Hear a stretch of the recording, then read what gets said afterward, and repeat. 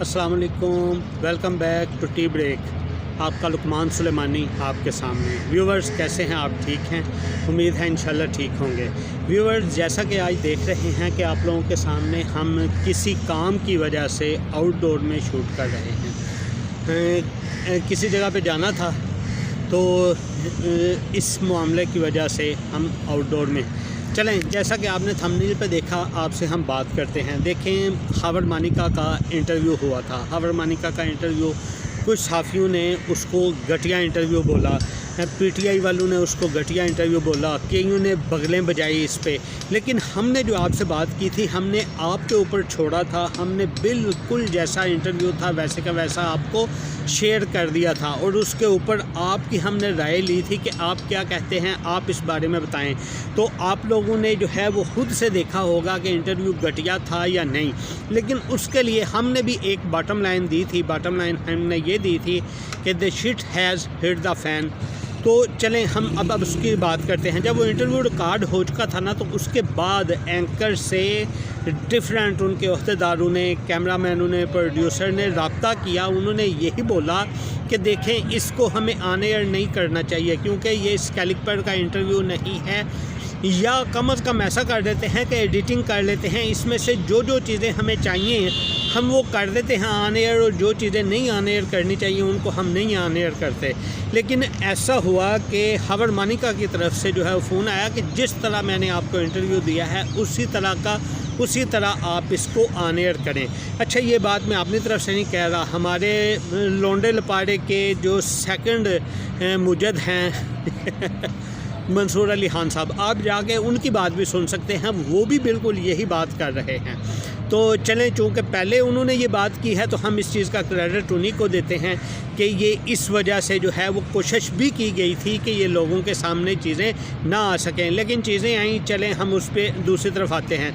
दूसरी तरफ ये कि आपने थंबनेल के ऊपर देखा होगा कि पीटीआई छा गई। पीटीआई कैसे छा गई? पीटीआई इस तरह छा गई कि देखें, अदालतों में इमरान खान को रिलीफ कैसे, वो जो केस चल रहा था ना अदालत में, जिसका ट्रायल हो रहा था, जिसके ऊपर ये था या उम्र कैद हो जाएगी या सजाए मौत हो जाएगी, वो वाला अभी रुक गया है, रोक दिया गया है। अदालत ने उसका ज़ीरो से उसको स्टार्ट करना, फिर बोला कि इसको ज़ीरो से स्टार्ट करें, शुरू करें, यानी वो वाला मामला जो है वो फ़िलहाल टल गया है।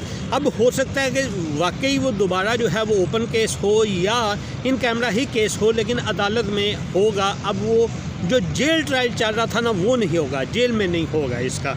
अच्छा, इन कैमरा से आपको ये भी बता दें, इन कैमरा का ये नहीं मतलब होता कि कैमरे के सामने होगा। इन कैमरा का मतलब ये होता है कि अदालत के एक कमरे में होगा, ओपन नहीं होगा, ठीक है, उसका ये मतलब होता है। अच्छा, चलें हम आपसे बात करें कि देखें, जैसा ये इंटरव्यू आया, बेसिकली इस इंटरव्यू में क्या था? इंटरव्यू में यही था ना कि किसी तरह बुशरा बीबी की करैक्टर असैसिनेशन की जाए, ठीक है।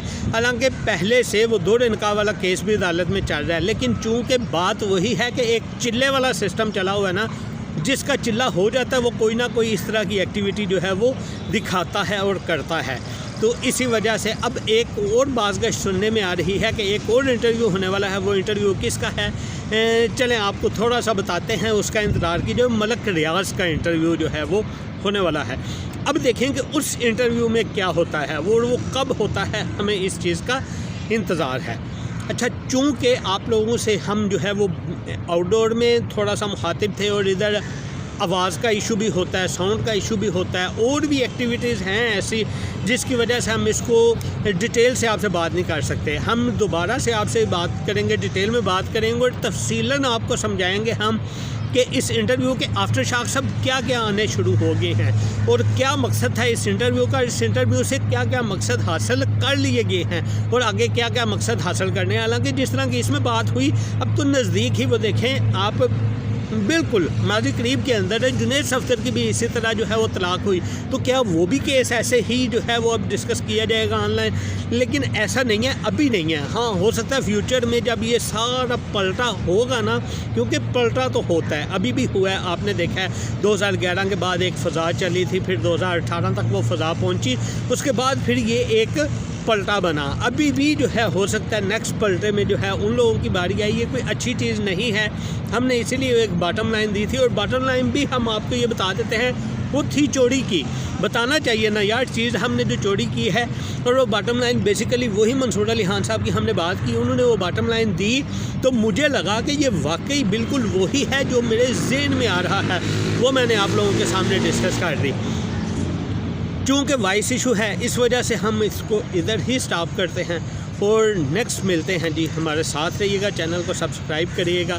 मिलते हैं अगले वीडियो में। अपना बहुत सा ख्याल रखिए। अल्लाह हाफिज़।